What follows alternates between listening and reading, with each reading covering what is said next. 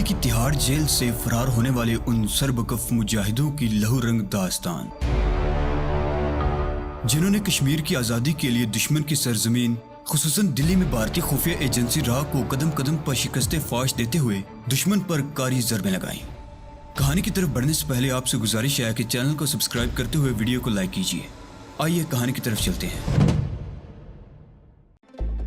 انہوں نے کسی ملٹری اکیڈمی سے تربیت حاصل نہیں کی تھی، کسی جنرل نے انہیں ٹریننگ نہیں دی تھی، لیکن انہوں نے وادی کشمیر میں بھارتی فوجیوں کا ناطقہ بند کر رکھا تھا۔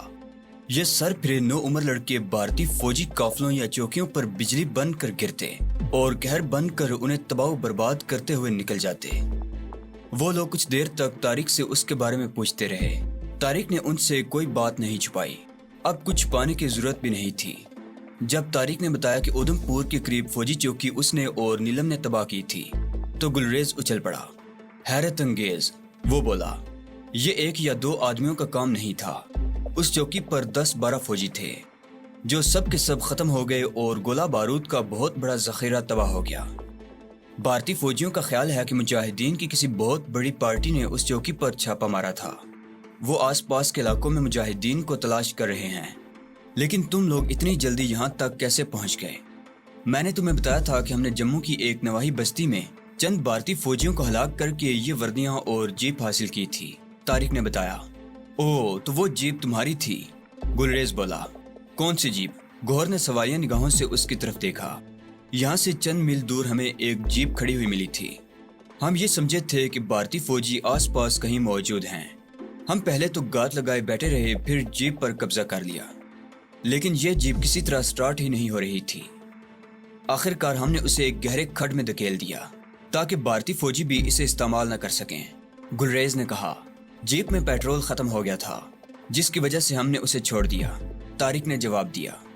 پھر چند لمحوں کی خاموشی کے بعد بولا، تم لوگوں کا کیا پروگرام ہے؟ کوئی خاص مہم؟ گلریز اور گوہر نے ایک دوسرے کی طرف دیکھا۔ پھر گوہر نے کہا، ڈوڈا میں بھارتی فوج نے ایک نئی چوکی قائم کی ہے جہاں گولہ بارود کی بہت بڑی مقدار جمع کی گئی ہے۔ اس علاقے کا مرکزی اسلحہ ڈپو بنایا گیا ہے جہاں سے قرب و جوار کی چوکیوں اور فوج کی گشتی پارٹیوں کو اسلحہ سپلائی کیا جاتا ہے۔ آج ہم اس اسلحہ ڈپو پر ریڈ کرنے والے ہیں۔ کس وقت؟ طارق نے پوچھا۔ صبح 4 بجے، گوہر نے بتایا۔ ہمیں گلریز اور اس کے ساتھیوں کا انتظار تھا۔ کچھ دیر بعد ہم یہاں سے روانہ ہونے والے ہیں۔ کیا مجھے اس مہم میں شریک ہونے کی اجازت دی جا سکتی ہے؟ طارق نے کہا، ہمیں خوشی ہوگی، لیکن تمہاری یہ ساتھی۔ گوہر نے نیلم کی طرف دیکھا۔ اسے عورت جان کر کمزور مت سمجھو، طارق نے کہا۔ اودھم پور والی چوکی تباہ کرنے میں نیلم نے بڑی ذہانت اور دلیری کا مظاہرہ کیا ہے۔ ویسے بھی میں اسے چھوڑ کر نہیں جا سکتا، اسے میرے ساتھ ہی سری نگر پہنچنا ہے۔ ٹھیک ہے، تم اپنی ذمہ داری پر اسے ساتھ لے سکتے ہو، گوہر نے جواب دیا۔ شکریہ، لیکن ہمارے لیے کپڑوں کا بندوبست ہو جائے گا، گوہر نے اس کی بات کاٹ دی۔ چند منٹ بعد ان کے لیے کپڑوں کا انتظام کر دیا گیا۔ نیلم کے لیے بھی مردانہ جوڑا فراہم کیا گیا تھا۔ پھر گوہر اپنے 2 ساتھیوں کے ساتھ اس کمرے میں ایک جگہ فرش کے تختے کو ادھیڑنے لگا۔ 3 تختے ادھیڑے گئے، اس طرح 3 مربع فٹ کا خلاصہ بن گیا۔ تختوں کے نیچے زمین پر اتنی ہی لمبی چوڑی سیمنٹ کی ایک سل تھی جسے بڑی احتیاط سے اٹھا کر ایک طرف رکھ دیا گیا۔ اس کے نیچے تہہ خانہ تھا۔ گوہر کے اشارے پر 2 آدمی تہہ خانے میں اتر گئے۔ کچھ ہی دیر بعد کمرے میں اسلحے کا ڈھیر لگ گیا۔ یہ اسلحہ اس تہہ خانے سے نکالا گیا تھا۔ ان میں 4 راکٹ لانچر، متعدد راکٹ، ہینڈ گرنیڈ اور آٹومیٹک رائفلوں اور سب مشین گنوں کے کئی میگزین تھے جنہیں پارٹی کے آدمیوں میں تقسیم کر دیا گیا۔ طارق اور نیلم کو بھی ایک سب مشین گن، فاضل میگزین اور 2 ہینڈ گرنیڈ دے دیے گئے۔ نیلم اب پہلے کی طرح چاقو چوبند نظر آ رہی تھی۔ پیٹ بھر کھانے اور 2-2.5 گھنٹے کے آرام سے اسے بہت سہارا ملا تھا۔ گوہر ہی اس چھاپا مار پارٹی کا لیڈر تھا۔ اس نے سب کو حملے کا منصوبہ سمجھایا اور پھر سب لوگ 2-2 3-3 کی ٹولیوں میں مکان سے نکلنے لگے۔ اس وقت رات کے 3 بجے تھے اور ان کا رخ دریائے چناب کی طرف تھا۔ تقریباً نصف میل کا فاصلہ طے کر کے وہ دریا کے کنارے پر پہنچ گئے۔ پل وہاں سے بائیں طرف تقریباً 1.5 کوس کے فاصلے پر تھا۔ ظاہر ہے وہ پل کی طرف جانے کی حماقت نہیں کر سکتے تھے، انہیں یہیں سے دریا پار کرنا تھا۔ دریا کے دوسرے کنارے پر ڈوڈا شہر آباد تھا۔ دریا کا کنارہ خاصا ڈلواں تھا۔ وہ بڑی احتیاط سے ایک کر کے ڈلان پر اترتے رہے۔ पहाड़ों पर बर्फ जमी हुई होने की वजह से दरिया में ज्यादा पानी नहीं था। वो पत्थरों पर से होते हुए चलते रहे। कहीं कहीं उन्हें पिंडली तक पानी में चलना पड़ा। वस्त में एक जगह पानी कमर तक गहरा था और यहाँ बहाव भी तेज था। वो सब एक दूसरे का हाथ पकड़कर कतार में चलते रहे। कतार में शिमरोज सबसे आगे था। दूसरे किनारे की ढलान पर वो रुक गए। यहाँ बड़े बड़े पत्थर थे। गोहर ने एक पत्थर की आड़ में खड़े होकर पिंसल टार्च रोशन कर ली और दरिया की बालाई समत रुख करके रोशनी के सिग्नल देने लगा। चंद सेकंड बाद दूसरी तरफ से भी रोशनी के सिग्नल दिए जाने लगे। आओ, गोहर ने टार्च बुझाकर जेब में डाल ली। वो सब गोहर के पीछे उस तरफ चलने लगे जहां से रोशनी के सिग्नल दिए गए थे। 5 मिनट में वो उस जगह पहुंच गए। एक बड़े पत्थर की आड़ में एक नकाब पोश मुजाहिद उनका मुंतजिर था। क्या पोजीशन है अयूब? गोहर ने सरगोशियाना लहजे में पूछा। शहर में दाखिले के तमाम रास्तों पर नाकाबंदी है। असलहा डिपो और कैंप शहर के बाईं तरफ पहाड़ी के दामन में है। हम दरिया के किनारे के साथ साथ चलते हुए पिछली तरफ से पहाड़ी पर चढ़ सकते हैं, लेकिन उस तरफ भी पेट्रोलिंग होती रहती है।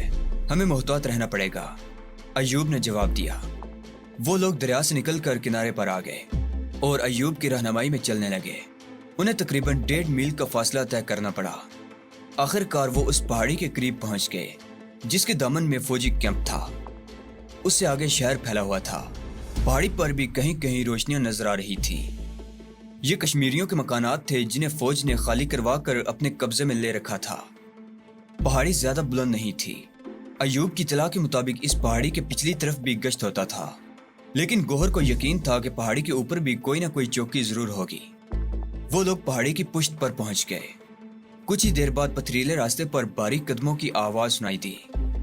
वो लोग तारीकी में दुबके उस समत देखते रहे जिस समत से आवाज आ रही थी।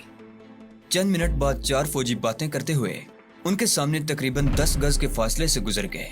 उनमें से 2 सिगरेट के कश लगा रहे थे। चलो, गोहर ने सरगोशी करते हुए कहा।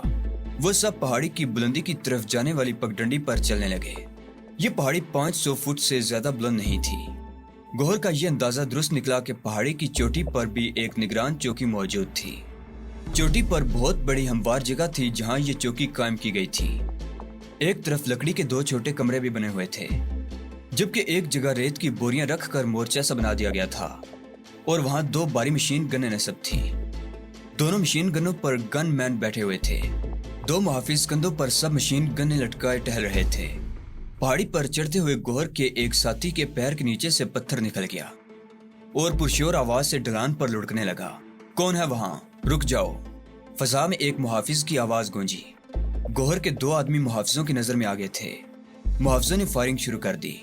गोहर के दोनों साथी फायरिंग की जद में आ गए। दोनों के जिस्म गोलियों से छलनी हो गए और वो ढलान पर लुढ़कते चले गए। फायर! गोहर चीखा। मुख्तलिफ पत्थरों के पीछे छुपे हुए मुजाहिदीन ने फायरिंग शुरू कर दी। भारतीयों की दोनों मशीन गनें भी बैक वक्त दाड़ने लगी। तारिक जिस पत्थर के पीछे छुपा हुआ था उस पर गोलियों की बारिश हो रही थी। नीलम भी तारिक के साथ थी। तुम फायरिंग जारी रखो, मैं इस तरफ से ऊपर जाने की कोशिश करता हूँ, तारिक ने नीलम से कहा और पत्थर की आड़ में रेंगता हुआ आगे बढ़ने लगा। एक जगह तारिक रुक गया। वो जिस पत्थर के पीछे छुपा हुआ था, मशीन गनों वाला मोर्चा वहां से तकरीबन 15 गज ऊपर था। उसने जेब से हैंड ग्रेनेड निकाला, उसकी पिन खींची और खड़े होकर उसे पूरी कुव्वत से मोर्चे की तरफ उछाल दिया। हैंड ग्रेनेड फेंकते ही वो नीचे लेट गया। उसी लम्हे कान फाड़ देने वाला धमाका हुआ। ग्रेनेड मोर्चे के बाहर गिरा था। तारिक ने एक भी लम्हा जाया किए बगैर दूसरा हैंड ग्रेनेड उछाल दिया। ये ग्रेनेड मोर्चे के अंदर गिरा। एक और धमाका हुआ और मोर्चा किसी परिंदे की घोंसले की तरफ बिखर गया। मशीन गनों और गन मैनों की लाशों के टुकड़े चारों तरफ बिखर गए। मुजाहिदीन अल्लाह अकबर का नारा बुलंद करते हुए चौकी पर पहुंच गए। चौकी के 1-2 मुहाफिज जिंदा बच गए थे और अपनी जान बचाने के लिए बड़ी तेजी से दूसरी तरफ की ढलान पर दौड़ रहे थे। मुजाहिदीन ने उन पर फायरिंग जारी रखी। पहाड़ी की दामन में फौजी कैंप में खलबली सी मच गई। कैंप से ऊपर वाली चौकी तक आने के लिए पहाड़ी पर बल खाता एक कुशादा रास्ता मौजूद था जिस पर भारी ट्रक चल सकते थे। कई गाड़ियों के हेडलैम्प्स की रोशनियां उस वक्त भी पहाड़ी की बल खाती हुई सड़क पर नजर आ रही थी, जिसका मतलब था कि भारतीय फौजी ऊपर आ रहे थे। शिमरोज! फजा में गोहर की आवाज गूंजी। रॉकेट फायर करो। वो मुजाहिदीन जिनके पास रॉकेट लॉन्चर थे पोजीशन लेकर बैठ गए। कुछ ही देर बाद बैक वक्त 4 रॉकेट फायर हुए तो फौजी कैंप पर गोया क़यामत टूट पड़ी। ठीक उसी वक्त पहाड़ी पर दाईं और बाईं सम्त से फायरिंग शुरू हो गई। कुछ भारतीय फौजी उन अतराफ से पहाड़ी पर पहुंचने में कामयाब हो गए थे और उन्होंने मुजाहिदीन को घेरे में लेने की कोशिश करते हुए फायर खोल दिए थे। कैंप में मुसलसल कान फाड़ देने वाले खौफनाक धमाके गूंज रहे थे। गौहर ने चीख कर अपने साथियों को वापसी का हुक्म दे दिया। उनका मकसद पूरा हो चुका था। मुजाहिदीन घेरा तोड़ने की कोशिश करते हुए मुख्तलिफ समतों से निकलने की कोशिश कर रहे थे। तारिक और नीलम गौहर के साथ थे। वो पहाड़ी के दूसरी तरफ जाने की कोशिश कर रहे थे। उसी दौरान गौहर के एक और साथी की खौफनाक चीख गूंजी और वो ढलान पर लुढ़कता चला गया। इस मार्के में ये तीसरा मुजाहिद शहीद हुआ था। तारिक नीलम का हाथ पकड़े उसे ढलान पर खींचता हुआ जा रहा था। नीलम ने अब तक मर्दों ही की तरह बहादुरी का मुजाहरा किया था। उसने साबित कर दिया था कि वो एक औरत ही नहीं, एक दलेर और बाहिम्मत मुजाहिदा भी है। ढलान पर दौड़ते हुए अचानक तारिक का पैर रिपट गया। नीलम ने उसे संभालने की कोशिश की, लेकिन वो खुद भी अपना तवाज़ुन बरकरार न रख सकी और दोनों ढलान पर लुढ़कने लगे और आखिरकार एक पत्थर के साथ टकरा कर रुक गए। तारिक और नीलम एक दूसरे के नीचे ऊपर थे। तारिक ने संभलने की कोशिश की, लेकिन उस वक्त एक खौफनाक गुर्राहट उसकी स्मात से टकराई। अपनी जगह से हरकत मत करना। तारिक और नीलम ने बैक वक्त ऊपर देखा। उसके साथ ही उन्हें यूं महसूस हुआ जैसे दिल दब रहे हों। उनके सामने 3 भारतीय फौजी सब मशीन गने ताने खड़े थे। अगर हम चाहें तो तुम दोनों के जिस्मों में इतनी गोलियां उतार दें कि जख्मों का शुमार मुश्किल हो जाए, लेकिन हम तुम्हें जिंदा रखेंगे ताकि तुम्हारे साथियों के ठिकाने मालूम हो सके, एक फौजी ने आते हुए कहा। नीलम और तारिक अभी तक जमीन पर पड़े हुए थे। पहाड़ी के दूसरी तरफ कैंप में अभी तक मुसलसल धमाके हो रहे थे। अचानक दाईं तरफ आहट सुनकर वो तीनों फौजी उस तरफ घूम गए। इससे पहले कि वो कुछ समझ सकते, फजा फायरिंग की आवाज से गूंज उठी। तीनों फौजी खून में लथपथ होकर गिरे। उनके जिस्म छलनी हो गए थे। एक फौजी नीलम के ऊपर गिरा था। उसके जख्मों से बहने वाले खून ने नीलम के लिबास को भी तर कर दिया था। नीलम के मुंह से हल्की सी चीख निकल गई। तारिक इस तरफ, हरी अब। दाईं तरफ से एक सरगोशी उभरी। तारिक उस आवाज की शिनाख्त नहीं कर सका था, लेकिन जाहिर था वो उन्हीं का कोई साथी था। उसने भारतीय फौजी की लाश को घसीट कर नीलम के ऊपर से हटाया और उसका हाथ पकड़कर आवाज की समत दौड़ा। वो गुलरेज था, जिसने बरवक्त कार्रवाई करके उन्हें बचा लिया था। गुलरेज ने उन्हें इशारा किया और वो तीनों पहाड़ी की ढलान पर एक तरफ दौड़ते चले गए। वो अनंतनाग से सिर्फ 7 मील के फासले पर थे, जहां उन्होंने एक चरवाहे की झोंपड़े में पनाह ले रखी थी। डोडा से यहां तक पहुंचने में उन्हें 2 दिन लगे थे। उस रात डोडा में उनकी कार्रवाई तवक्को से कहीं कामयाब रही थी। उस कार्रवाई में 27 भारतीय फौजी हलाक और 20 जख्मी हुए थे, जबकि गोला बारूद का बहुत बड़ा जखीरा मुकम्मल तौर पर तबाह हो गया था। मुजाहिदीन में से 3 ने जामे शहादत नोश किया था और 2 जख्मी हो गए थे, जिन्हें उनके साथी उठाकर अपने साथ ले गए थे। दिन चढ़ते ही भारतीय फौजी ने शिकारी कुत्तों की तरह मुजाहिदीन की तलाश शुरू कर दी थी। डोडा के कुर्बो जवार में छोटी छोटी बस्तियों में जुल्म बर्बरियत के वो मुजाहरे देखने में आए थे कि पूरी वादी कांप उठी थी। 20 बेगुनाहों को मुजाहिदीन को पनाह देने के इल्जाम में तशद्दुद का निशाना बनाया गया था और कई घरों को जलाकर राख कर दिया गया था, लेकिन भारतीय दरिंदे मुजाहिदीन में से किसी एक का भी सुराग नहीं लगा सके थे। नीलम, तारिक और गुलरेज दिन की रोशनी फैलने तक पहाड़ों में चलते रहे थे। वो दुश्वार गुजार पहाड़ों में कई मील का फासला तय करने के बाद एक जगह रुक गए थे। वो एक छोटा सा गार था जहां उन्होंने पनाह ली थी। वहां से तकरीबन 1.5 कोस दूर नशेब में एक छोटी सी बस्ती थी। उस बस्ती तक पहुंचने का रास्ता भी खासा दुश्वार था। किसी गाड़ी के आने का तो सवाल ही पैदा नहीं होता था। आमदोरफ्त गधों, खच्चरों और घोड़ों के जरिए होती थी। गुलरेज को यकीन था कि 2-4 भारतीय फौजियों की कोई टोली आम गुजरगाह से हटकर इन दुश्वार गुजार रास्तों पर आने की हिम्मत नहीं करेगी। गुलरेज तारिक और नीलम को गार में छोड़कर बस्ती से खाने पीने की चीजें ले आया था। वो तीनों बुरी तरह थक गए थे। रात भर जागने से आंखें सुर्ख हो रही थी। पेट भरने के बाद तीनों गार में पड़े दोपहर तक सोते रहे।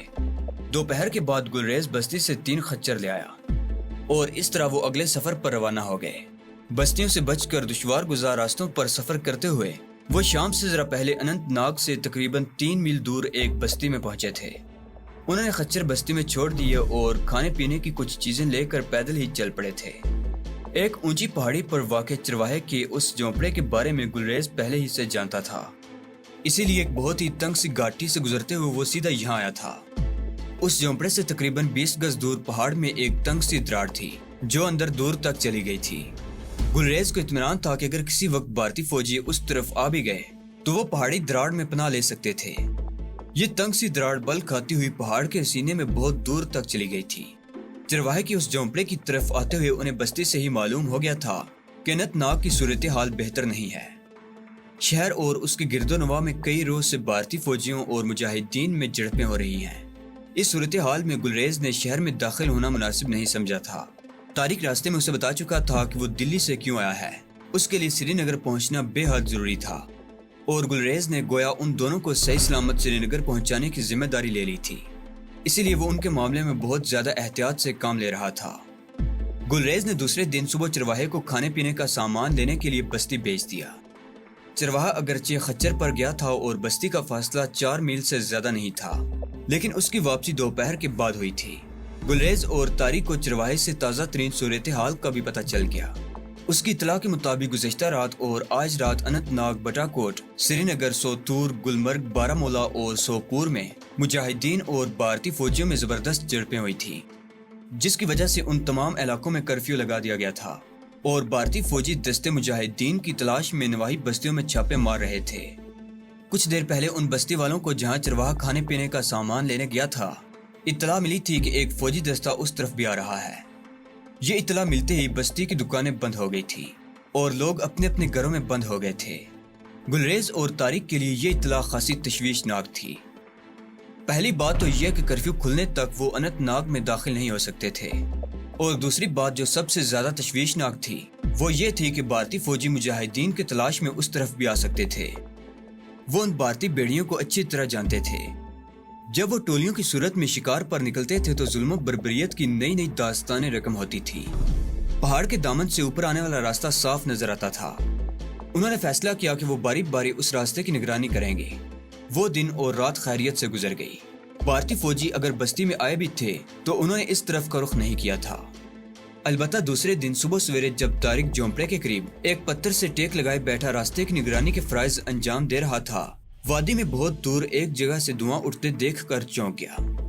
گاڑھا سیاہ دھواں بادلوں کی صورت میں اوپر کی طرف اٹھ رہا تھا۔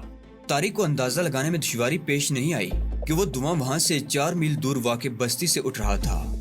اس کا مطلب تھا کہ بھارتی فوجی صبح سویرے ہی بستی میں پہنچ گئے تھے اور انہوں نے اپنی بربریت کا مظاہرہ شروع کر دیا تھا۔ چند منٹ بعد نشیب میں ایک جگہ ایک فوجی جیپ رکتے دیکھ کر طارق چونک گیا۔ جس جگہ جیپ رکی تھی وہ ایک دوراہا تھا۔ وہاں سے کچی سڑک گوند اور رامبن کی طرف اور دوسری سڑک گلگام اور ناگا بلد سے ہوتی ہوئی سری نگر کی طرف چلی گئی تھی۔ وہ فوجی جیپ بستی کی طرف سے آ کر رکی تھی۔ طارق پتھر کی آڑ میں رینگتا ہوا جھونپڑے میں پہنچ گیا۔ نیلم ایک کونے میں کمبل سمیٹے سو رہی تھی۔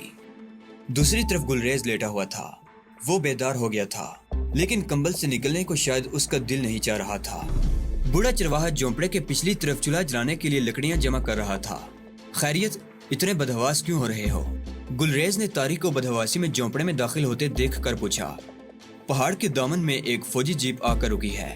اس میں 4 فوجی ہیں اور وہ لوگ جیپ سے اتر کر اسی طرف آ رہے ہیں۔